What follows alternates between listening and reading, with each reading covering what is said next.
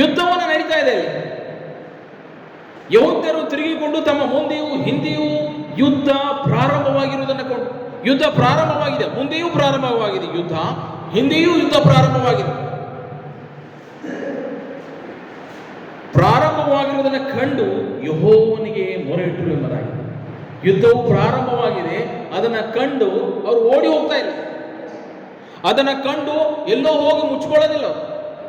ಯುದ್ಧವು ಮುಂದೆಯೂ ಪ್ರಾರಂಭವಾಗಿದೆ, ಹಿಂದೆಯೂ ಪ್ರಾರಂಭವಾಗಿದೆ, ಏನು ಮಾಡಬೇಕು ಎಂಬುದಾಗಿ ಅವರು ಗಲಿಬಿಲಿಯಲಿಲ್ಲ. ಯುದ್ಧವು ಹಿಂದೆಯೂ ಮುಂದೆಯೂ ಪ್ರಾರಂಭವಾಗಿದ್ದಾಗ ಏನಂತ ಬರ್ತದಲ್ಲಿ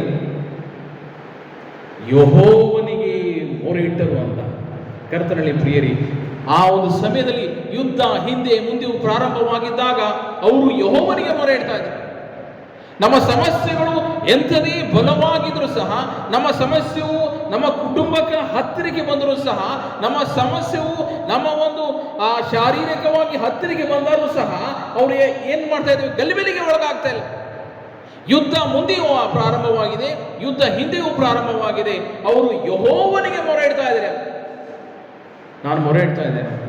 ನನ್ನ ಒಂದು ಸಮಸ್ಯೆ ಇದ್ದಾಗ, ನನ್ನ ಒಂದು ಚಿಂತೆ ಇರುವಾಗ ನಾನು ಏನು ಮಾಡ್ತಾ ಇದ್ದೇನೆ, ಅವರು ಯೆಹೋವನಿಗೆ ಭರವಸೆ. ಇದಕ್ಕೆ ಯಾರು ಸಾಧ್ಯ?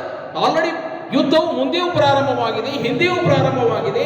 ಇದರಿಂದ ಜಯವನ್ನು ಕೊಡಲಿಕ್ಕೆ ದೇವರಿಂದ ಮಾತ್ರ ಸಾಧ್ಯ ಎಂಬುದಾಗಿ ದೇವರನ್ನು ನಂಬಿದರು. ಸ್ವಾಮಿ, ಇದು ನಿನ್ನಿಂದ ಸಾಧ್ಯ, ನೀನು ನಮಗೆ ಯುದ್ಧದಲ್ಲಿ ಜಯವನ್ನು ಕೊಡಲಿಕ್ಕೆ ಸಾಧ್ಯ ಎಂಬುದಾಗಿ.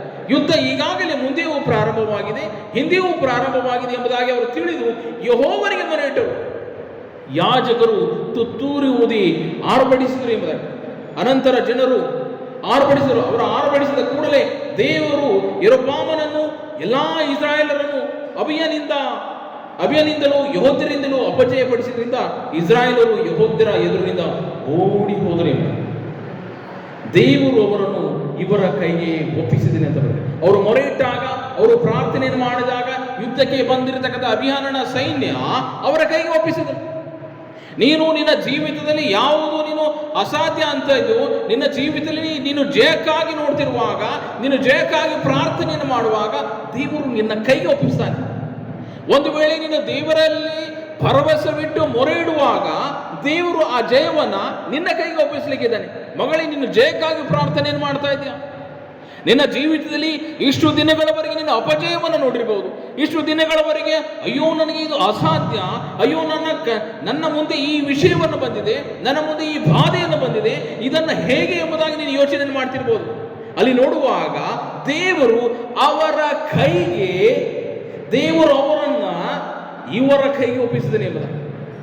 ಯಾವ ರೀತಿಯಲ್ಲಿ ಪ್ರಾರ್ಥನೆಯನ್ನು ಮಾಡಿದಾಗ ಅವರಿಗೆ ಅವರ ಜಯವನ್ನು ಅವರ ಕೈಗೆ ಒಪ್ಪಿಸಿದನು. ಕರ್ತನಲ್ಲಿ ಪ್ರಿಯರೇ, ನಾವುಗಳು ಪ್ರಾರ್ಥನೆಯನ್ನು ಮಾಡುವಾಗ ದೇವರು ನಮಗೆ ಜಯವನ್ನ ನಮ್ಮ ಕೈಯಲ್ಲಿ ಒಪ್ಪಿಸಲಿಕ್ಕಿದ್ದಾನೆ. ನನ್ನ ಕುಟುಂಬದ ಜಯ, ನನ್ನ ಮಕ್ಕಳ ಜಯ, ನನ್ನ ಒಂದು ಎಲ್ಲಾ ವಿಷಯಗಳಲ್ಲಿ ಜಯವನ್ನ ನಮ್ಮ ಕೈಯಲ್ಲಿ ಆತನು ಕೊಡ್ಲಿಕ್ಕಿದ್ದಾನೆ. ಯಾವಾಗ ಗೊತ್ತಾ? ನಾನು ಮೊರೆ ಇಡಬೇಕು, ನಾನು ಆತನಲ್ಲಿ ನಂಬಿಕೆ ಇಟ್ಟು ಪ್ರಾರ್ಥನೆಯನ್ನು ಮಾಡುವಾಗ ಇದು ಜಯ ಅಸಾಧ್ಯ ಎಂಬುದಾಗಿ ನೀನು ಯೋಚನೆ ಮಾಡ್ತಿರ್ಬೇಕು. ಬಟ್ ದೇವರು ಆ ಜಯದ ಒಂದು ಜೀವಿತವನ್ನ ದೇವರು ನಮ್ಮ ಜೀವಿತದಲ್ಲಿ ಆತನು ಕೊಡ್ಲಿಕ್ಕೆ ಸಾಧ್ಯ. ನಾವುಗಳು ಪ್ರಾರ್ಥನೆಯನ್ನ ಮಾಡುವಂತ ಮಕ್ಕಳಾಗೋಣ.